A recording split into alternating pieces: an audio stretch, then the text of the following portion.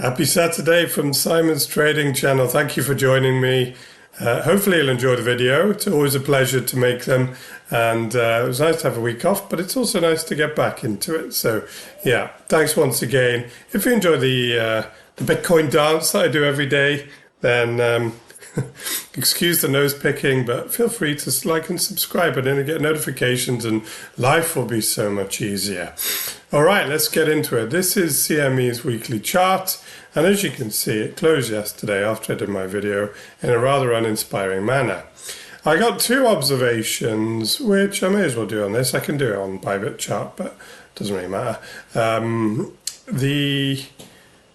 So I've heard people referring to this as a downtrend, right? This, what I think is more of a consolidation. Now, yes, I know the strict definition of a downtrend is lower highs and lower lows. And you can convince yourself, well, no, there are. If you go on closures, there certainly are lower highs. Just. I mean, this on closures, this was 71 and a half, call it. On closures, that was 69 and a half. And on closures, this was, it's hard to do it completely accurately, but this was like 69. So as lower highs go, they're not particularly impressive. Then the lower lows, well, again, if you go on closures, I would suggest this was probably the first, call it 64. This was the second, this was a more obvious one, 61. Then this was the third, 56 and a half. And then we don't know where the next one's going to be. So I guess that's more convincing of a downtrend. But it's not an impulsive move, is it? It's not a weekly impulsive move to the downside. A weekly impulsive move to the downside, as in bear market, looks like that. It looks like this, you know, where it's basically all red, give or take a few pity bounces. So, yeah, I know I've been singing this song for a while now. This is one massive consolidation period, but I just think it is. Clearly, you know, if you day trade, then you've probably been in a downtrend. Oh, well, I don't know if you have, but there has been downtrend, uptrend, down. I can't speak. Downtrend, uptrend, downtrend, uptrend, and then downtrend. So all depends on your time horizon. All depends on the time frame you're looking at. But I would suggest anyone who's interested in investing in Bitcoin, this is consolidation within a bull run, and I think it just is really. Why did I go down that little very shallow rabbit hole? I don't really know, but let's move on. So this is Bybit, and you can see they're just a different color, but otherwise unremarkable. And yeah, I haven't really got much more to say about a weekly time frame, apart from this was 30 weeks, this is 23 or something like that. So, you know, not a million miles away from such consolidation here. To get a bit more interesting, you have to jump down to the 4 hour, but even then it's not particularly interesting. So there's consolidation everywhere you look. I need to check on momentum. So the weekly momentum still to the upside. Yeah, it has got downside angle. I mean, it will remain there unless Bitcoin pulls its socks up and gets back into the mid 60s. The daily is to the downside, but will remain sort of upside postured within a downtrend, if that makes any sense. As long as Bitcoin stays $1,000 or closes where it is and doesn't close below 58,300. And then the 4 is teetering. So the 4 is trying its best to stay above the zero line, or is right on it. So 59,400 for the next closure, which goes in 3 hours. And that's basically where the price is. So yeah, the 4-hour time frame is trying very hard to change from a downtrend to an uptrend, and you can see that in the price action. I mean the momentum.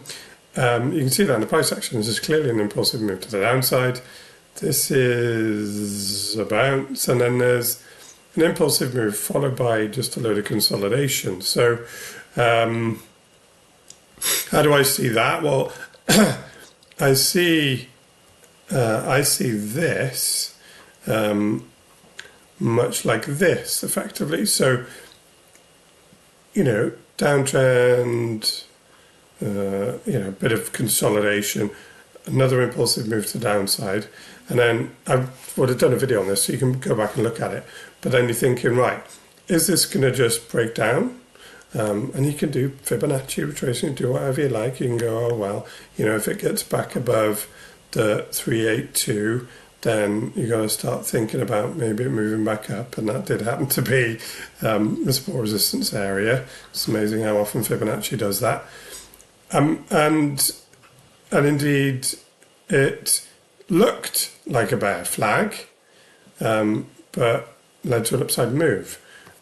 So, this to me is almost the reciprocal of this. And so I would be so bold as to suggest, if I look at this as one move, I know I've done this a few times, but just bear with me. Please, just bear with me. Be nice chaps and chapesses or whatever you are. So yeah, the 382 for this move up. Have I done that the right way around? I always get with Fibonacci's the wrong way round. So I've done it the wrong way round. I do apologise. I've got to get this right at some point. It's embarrassing to have a trading channel and get your Fibonacci retracements the wrong way up or down. Or whichever way they go, it doesn't really matter because they're just the same fractions. It's a different way around. But anyway, I think you get the point. So complete retracements back down here. 61.8 retracements here. Closures below there, and it starts to, it's coming back down, right? So then this isn't then a reversal of the trend. It's just continuation of the trend. And, Bitcoin's been living above the 0.5. So,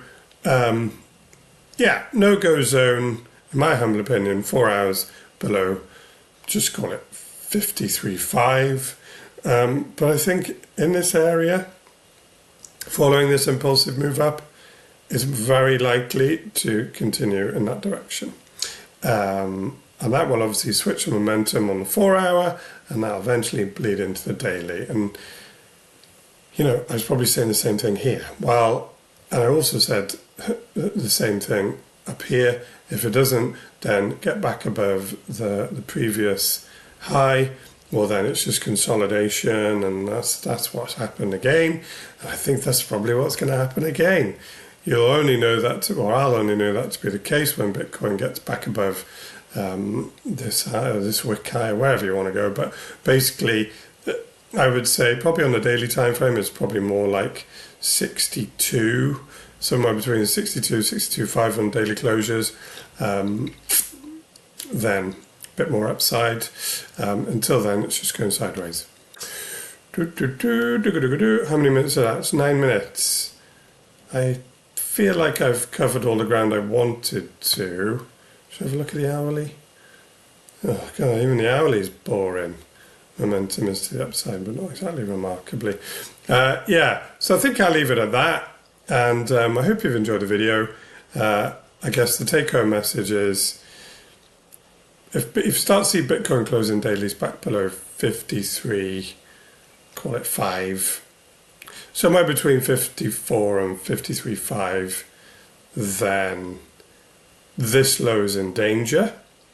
And if Bitcoin remains where it is now, or even better, closing dailies back above 62, well then this low is intact and consolidation goes on until proven otherwise. You take care. See you tomorrow for probably near to Bybit's weekly closure. See if there'll be any gaps occurring. Probably not by the looks of the volatility over this weekend. See you for Sundays. Goodbye.